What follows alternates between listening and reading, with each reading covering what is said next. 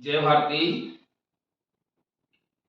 आज मैं गनौरी प्रसाद भारती ग्रुप शिक्षा संस्थान के डायरेक्टर सरस्वती साधना से जुड़े कुछ प्रश्नों का उत्तर देने के लिए उपस्थित हुआ हूँ। बहुत सारे सरस्वती साधना करने वाले साधक अनेकों तरह के प्रश्न पूछे हैं। जिससे पहला प्रश्न है जो सबसे ज्यादा पूछा गया है वह है सरस्वती साधना क्या है। मैं आप लोग को बताना चाहूंगा सरस्वती साधना, जिसे इंग्लिश में मेडिटेशन कहा जाता है, सरस्वती तत्व हर एक के शरीर में सरस्वती तत्व है और वह सरस्वती तत्व को जगाने का एक ऐसी प्रक्रिया है जिसको जगाकर एक दो नहीं लाखों करोड़ों अरबों खरबों लोग महान बने हैं, जीवन में सफल भी हुए हैं और वो दुनिया में न रहने के बावजूद भी उनका मान सम्मान और प्रतिष्ठा बनी हुई है। आज भी दुनिया में नहीं भी हैं फिर भी उन्हें याद करते हैं। ये सभी सरस्वती साधना के बल पर हुआ है। सरस्वती साधना का रूप अलग अलग हो सकता है, अलग अलग धर्मों में अलग अलग हो सकता है, परंतु उसका मूल मंत्र एक ही है, अपने आप को जगाना, अपने आप को साधना। अपने आप को साधना ही हर एक मेडिटेशन का, हर एक साधना का मूल तत्व होता है। और सरस्वती साधना में हम लोग माँ सरस्वती के बीज मंत्र के साथ साथ कुछ आसन प्राणायाम और कुछ इस प्रकार का मुद्रा उसमें उपयोग करते हैं जिससे शरीर भी स्वस्थ होता है और जब शरीर स्वस्थ होता है तो मस्तिष्क भी स्वस्थ, और जब मस्तिष्क स्वस्थ होगा तो आप जीवन में हर कुछ प्राप्त कर सकते हैं। तो सरस्वती साधना के बारे में बताएंगे कि सरस्वती साधना बहुत महत्वपूर्ण समय है और यह केवल विद्यार्थियों के लिए नहीं है, यह विद्यार्थी के अलावा वे भी कर सकते हैं जो गृहस्थ आश्रम में हैं या जीवन के किसी भी पड़ाव पर हैं, वे भी कर करके अपने आप को साध सकते हैं। अपने आप को साधना बहुत बड़ा इंपॉर्टेंट होता है। दूसरा प्रश्न पूछा गया है सरस्वती साधना के लाभ क्या है। तो जहां बताया कि सरस्वती साधना में अपने आप को जब साध लेते हैं तो लाभ की कल्पना करना व्यर्थ है। इतना लाभ है जिसको आप लोग सोच नहीं सकते। जो आप चाहते हैं, जो आप प्राप्त करना चाहते हैं, वो सब कुछ प्राप्त कर सकते हैं सरस्वती साधना से। तो इसके लाभ के बारे में वर्णन करना इस व्यर्थ होगा। मैं आप लोग को यही कहूंगा कि लाभ ही लाभ है। आपको प्राचीन काल में आप लोग सुने होंगे कि उस समय न एरोप्लेन था, न रॉकेट था, न प्रक्षेपण यंत्र था, न ही आज के जैसा सूक्ष्मदर्शी और दूरबीन और विभिन्न प्रकार की चीजें थी, न ऐसे साधन थे। फिर भी प्राचीन काल के जो विद्यार्थी हुए थे वो इतने विद्वान बने, इतने प्रकांड विद्वान बने कि उन्होंने खगोल शास्त्र की रचना की, आयुर्वेद की रचना की, महाभारत और रामायण जैसे ग्रंथों की रचना की जिसमें एक से बढ़कर एक वैज्ञानिक तथ्य दिए हुए हैं। आज के वैज्ञानिक विभिन्न प्रकार के आधुनिक साधनों द्वारा उसको जांचते हैं, परखते हैं और कहते हैं कि नहीं, जो लिखा हुआ है खगोल के बारे में, ब्रह्मांड के बारे में, वो 100% सत्य है। अभी जितने हम लोग लिख चुके हैं उसमें बहुत छोटे मात्र भाग को अभी वैज्ञानिक परख सके हैं और जान सके हैं। अभी बहुत कुछ जानना बाकी है। तो ये सभी होता था पहले किससे? वो अपने आप को साधने के द्वारा, और यह कोई बाहर का चीज नहीं, खुद से अपने आप को करने की जरूरत है। तो आप लोग जितना अपने आप को साध पाएंगे उतना आप लाभ प्राप्त कर सकते हैं। लाभ प्राप्त करना ये अपने आप पर निर्भर करता है। तीसरा क्वेश्चन इसमें आया हुआ है सरस्वती साधना कौन कर सकता है। सरस्वती साधना हर कोई कर सकता है। वे सभी कर सकते हैं जो जीवन में सफल बनना चाहते हैं, जो चाहते हैं कि जीवन पृथ्वी पर हम आए हैं, माता पिता द्वारा जन्म हुआ है, ईश्वर ने, प्रकृति ने हमें बनाया है, तो और हम प्रकृति के अन्न जल खा रहे हैं, वायु में सांस ले रहे हैं, तो उसको सार्थक करें। जो सार्थक करना चाहते हैं जीवन को, वो सभी लोग सरस्वती साधना कर सकते हैं। अगला क्वेश्चन है सरस्वती साधना से सुख कैसे मिलता है। ये देखिए बहुत ही अच्छा क्वेश्चन है, सरस्वती साधना से सुख कैसे मिलता है?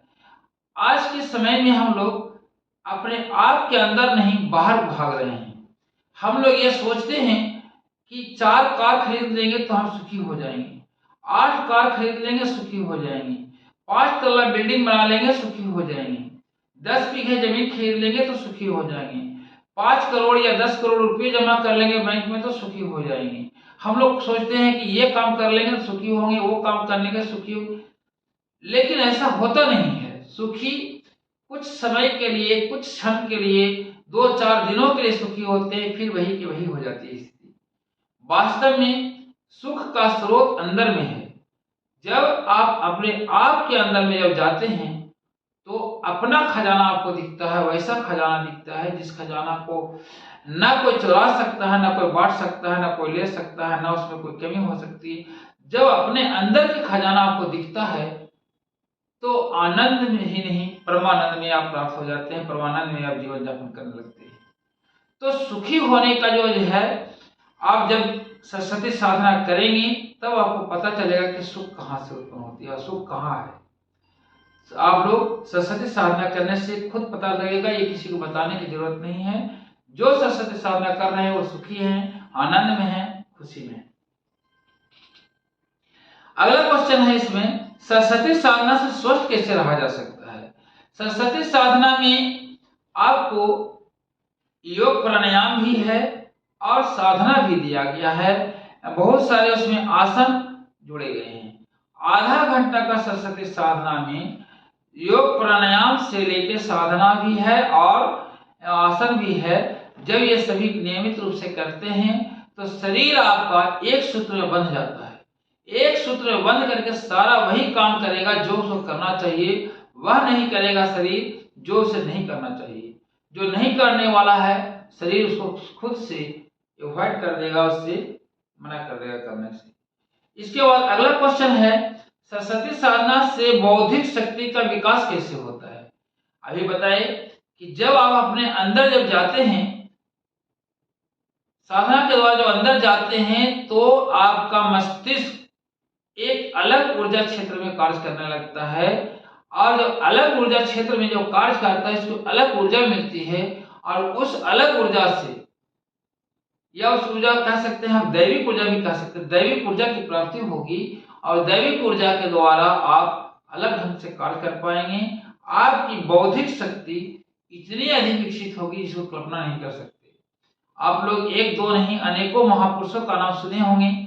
आप लोग सभी जानते हैं अकबर राजा थे, लेकिन अकबर की बोली हुई कई बातें नहीं होती थी, परंतु बीरबल उनका मंत्री जो कुछ बोल दिया वो होना ही होना है उसको। अकबर से ज्यादा विद्वान बीरबल थे। आप लोग जानते हैं चंद्रगुप्त के मंत्री थे चाणक्य। चाणक्य चंद्रगुप्त से अधिक बुद्धिमान थे। इसके अलावा बहुत सारे आप महापुरुषों का नाम सुने होंगे जिनके ऊपर में माँ सरस्वती का निवास स्थान होता था। उनके कंठ में माँ सरस्वती निवास करती थी और ऐसा निवास करती थी कि असंभव जो चीज है उसको भी संभव बना देते थे।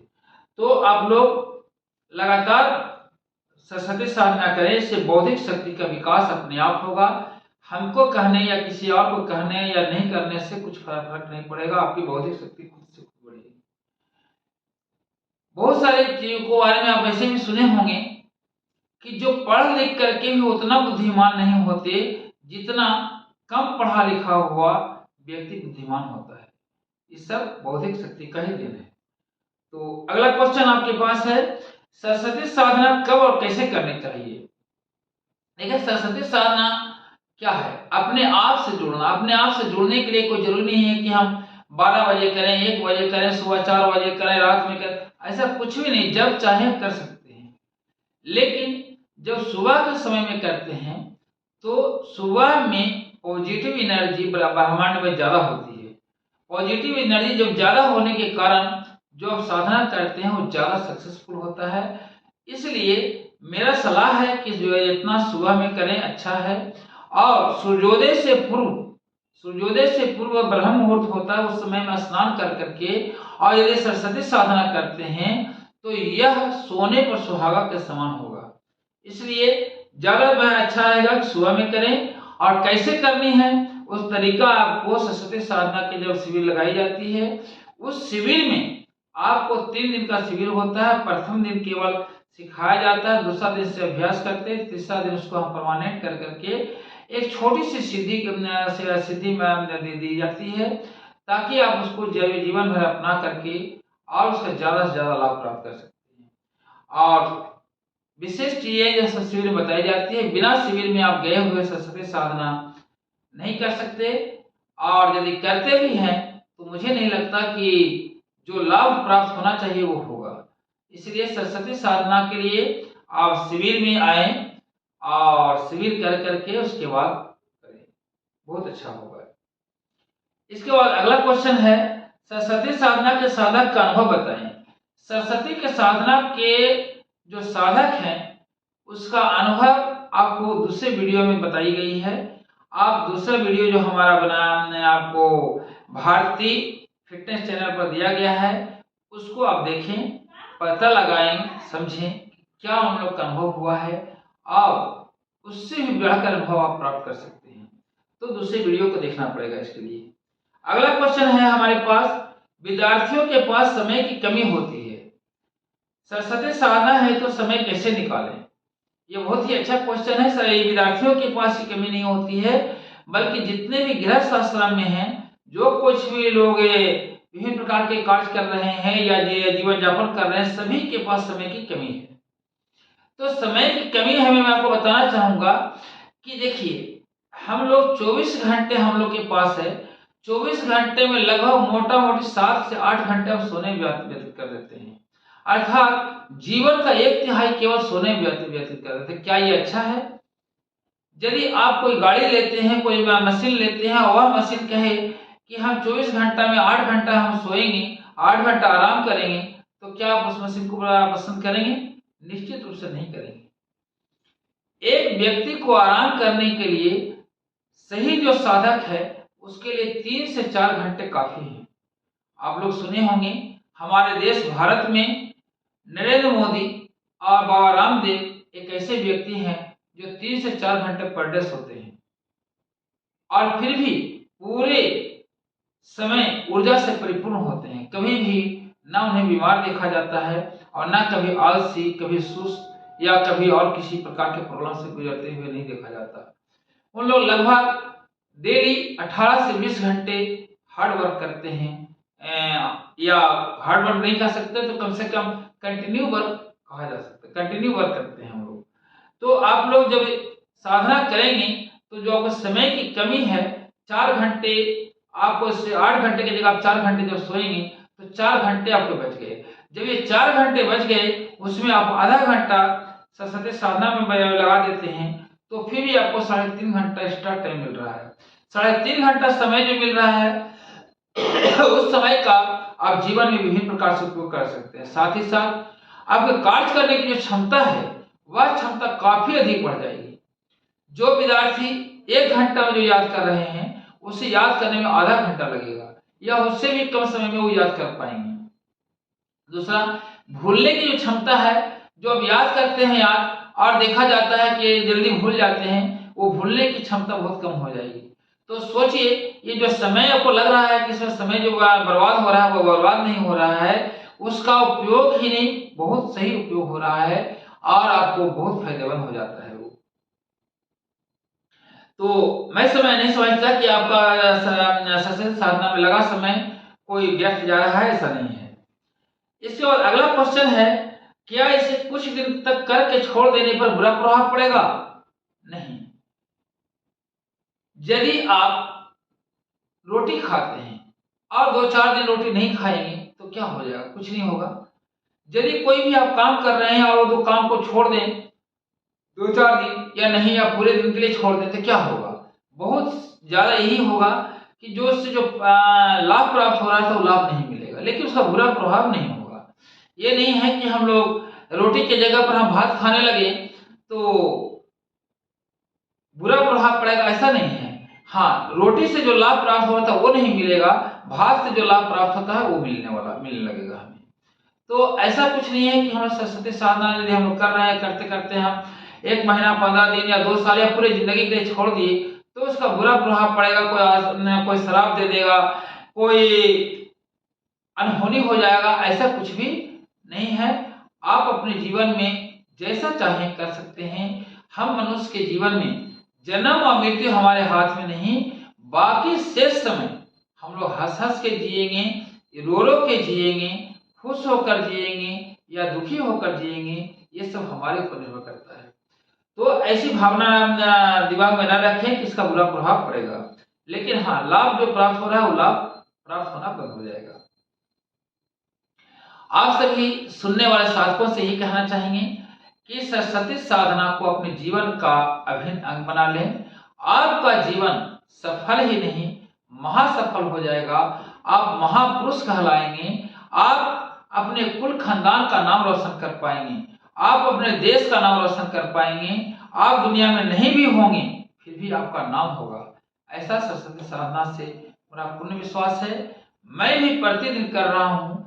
मेरे साथ साथ 1-2 नहीं, अनेकों विद्यार्थी के अभिभावक और अनेकों बुद्धिजीवी लोग सरस्वती साधना कर रहे हैं। आप सभी सुनने वाले भी सरस्वती साधना करें और देश को आगे बढ़ाने में योगदान दें। सरस्वती साधना को सीखने के लिए आप 8229892191 पर फोन भी कर सकते हैं, व्हाट्सएप भी कर सकते हैं। याद रखें, नंबर है 8229892191 पर आप फोन भी कर सकते हैं, व्हाट्सएप भी कर सकते हैं, जानकारी ले सकते हैं और जानकारी लेकर के आप सरस्वती साधना करके अपने जीवन को सफल बना सकते हैं। इसी के साथ आप सभी सुनने वाले को धन्यवाद। जय हिंद, जय भारत।